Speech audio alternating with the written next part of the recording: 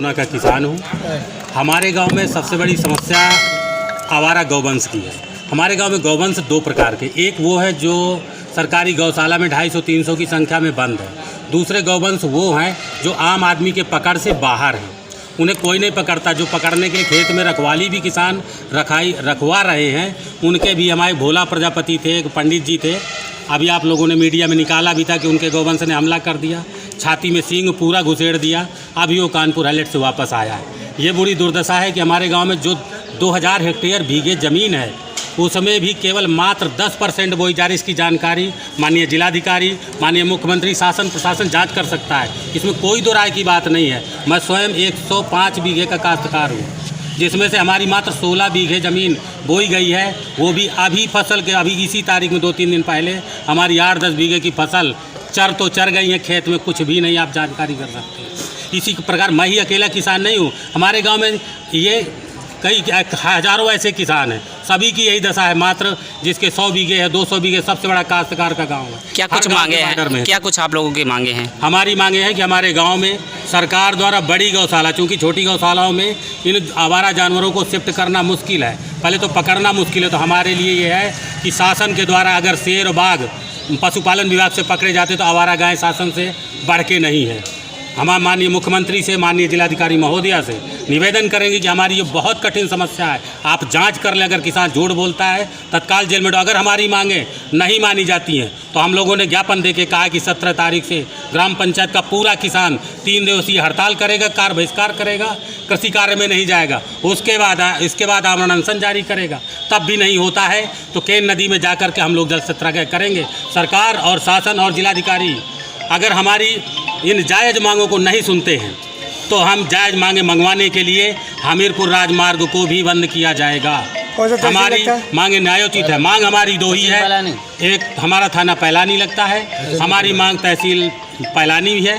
हमारी मांगे यही है कि हम किसान परेशान हैं, हमें पता कर ले। अगर बात हुई अभी क्या हाँ महोदया से बात हुई है, उन्होंने हमें आश्वासन दिया है कि आप ज़मीन चिन्हित करवा लें और हम जल्दी से जल्दी आपका समाधान करेंगे। मैं ग्राम प्रधान अलोना हूँ। मैं ये आप लोगों से निवेदन है मेरा जिलाधिकारी और मुख्यमंत्री जी से, माननीय मुख्यमंत्री जी से, कि हमारे गांव में अन्ना गौवंश बहुत ज़्यादा है, जिससे हमारे यहाँ 2000 हेक्टेयर में खेती है, जिसमें से 10 या 20% बोई जाती है, बाकी सब पड़ती पड़ी हुई है। हमारे गांव में गौशाला भी है, लेकिन उसमें कोई व्यवस्था नहीं है। उसमें 40-50 गाय होंगी जो नहीं इधर उधर जा भी नहीं सकती हैं। जो अन्ना है जो बिल्कुल जो उनकी बहुत ज़्यादा संख्या है, जिसको अगर कम से कम अन्ना होंगी तो 1000-1200 गाय हैं, जिससे अगर वे व्यक्ति हमारे गांव के लेने जा रहे हैं उनको, तो उनको खुद मारते हैं, घायल भी कर दी। कई लोग हैं जो घायल हो चुके हैं। और इस समय अगर 8 से 10 दिन के अंदर हर व्यक्ति घायल हो, और उसमें अगर एक भी गाय अगर किसी खेत में घुस रही है तो सीधे पूरी गाय जा रही है, पूरी फसल बर्बाद हो रही है। मेरा यही निवेदन है कि स्थायी NGO से निवेदन है कि हमारा वहाँ पर या फिर सरकार के तहत या NGO के तहत गौशाला कराया जाए। अभी आप लोग जिलाधिकारी के पास में अंदर गए थे, क्या मुलाकात हुई, क्या कुछ उन्होंने कहा? उन्होंने ये कहा है कि आप हमें ज़मीन चिन्हित करके दीजिए और अब उसकी हम व्यवस्था कर रहे हैं।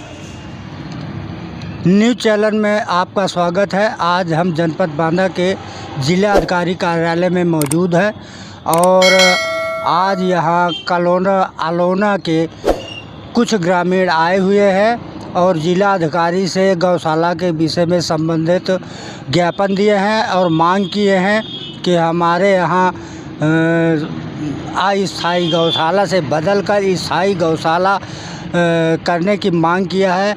अब देखते हैं कि जिलाधिकारी क्या आश्वासन दिया है और हमारे साथ कुछ समाज सेवी जुड़े हैं, उनका क्या कहना है इस संबंध में।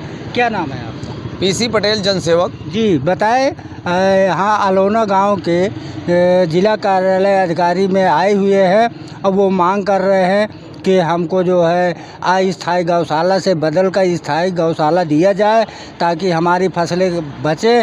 इसमें आपका क्या कहना? जी बिल्कुल, जो ग्रामीणों की मांग है बहुत ही जायज़ मांग है। एक्चुअली अस्थायी गौशाला से स्थायी इसलिए मांगा जा रहा है कि यह अस्थायी गौशाले सिर्फ जब फसल उगती है उस टाइम इनको संरक्षित करके और छोड़ दिया जाता है। लिहाजा गर्मी की फसल की कोई रख रखाव नहीं हो पाता है, जिलाधिकारी के महोदय के पास आज ग्रामीण अलोना की काफ़ी संख्या में आए थे। उन लोगों ने अपनी बात रखी और जिलाधिकारी महोदया ने सकारात्मक उनका रुख दिखा और उन्होंने गंभीरता दिखाते हुए उन्होंने कहा कि मैं अपनी कार्यवाही को आगे बढ़ाऊंगी और पूरी कोशिश करूंगी कि अस्थायी गौशाला को स्थायी किया जाए। और निश्चित तौर पे मैं अलोना ही नहीं, मैं जनपद के समस्त ग्राम पंचायतों में शासन और प्रशासन से मांग करता हूं कि स्थायी गौशाला बनवा करके किसानों की जो फसलें नष्ट हो रही हैं और आए दिन सड़क में जब अन्ना जानवर घूमता है तो सड़क में दुर्घटनाएं हो रही हैं, लोगों के असमय मृत्यु हो रही हैं, इसकी रोक लगना चाहिए। और गौ माताओं के लिए भी उनके खाने पीने की व्यवस्था होना चाहिए। बहुत जगह देखने को मिलता है कि गौशालाओं में बधशाला के जैसा सलूक किया जाता है, लेकिन जब कोई समाज से भी ग्रामीण आवाज़ उठाता है तो उसके ऊपर तमाम तरह के फर्जी मुकदमे लगा करके उस आवाज़ को दबाने का भी काम किया जाता है। क्या लगता है कि ये आश्वासन जल्द ही पूरा हो जाएगा? जैसा कि जिलाधिकारी महोदय की सोच है, उन्होंने कार्यवाही को आश्वस्त किया है किसानों को। निश्चित तौर पे लग रहा है कि इस कदम में उनका कदम आगे बढ़ेगा और सफल होंगे और निश्चित तौर पे होना भी चाहिए। क्या नाम है आपका? पीसी पटेल, जनसेवक बबीरू। न्यूज़ चैनल बांदा से नट्ठू प्रसाद पटेल, बांदा।